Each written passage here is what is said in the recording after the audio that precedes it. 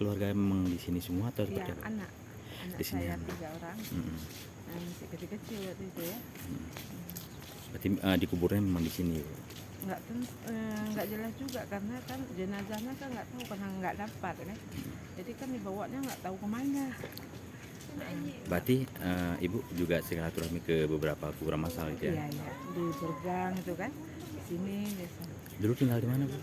Saya di Ujung Baru. Berarti anak satu orang di sini. 3. 9 tahun, 4 tahun, 2 tahun.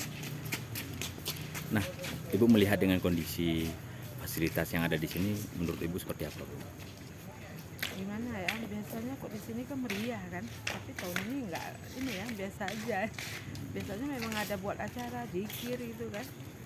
Ada. Namun fasilitasnya pun udah mulai ini ya, Udah agak berkurang ya, mungkin karena udah lama ya. dindingnya juga udah keropos ya. Iya, iya. Mungkin ada harapan lain Ibu pada pemerintah ke depan untuk bisa Ya, lebih ini. maunya kan gimana ya, kalau kita yang musim pagi ini kan perasaannya kan masih baru ya, padahal sudah 18 tahun kan. Jadi saling mengingatkan lah ya kan. Maunya kita kan teringat kembali kan kejadian-kejadian kemarin gitu kan.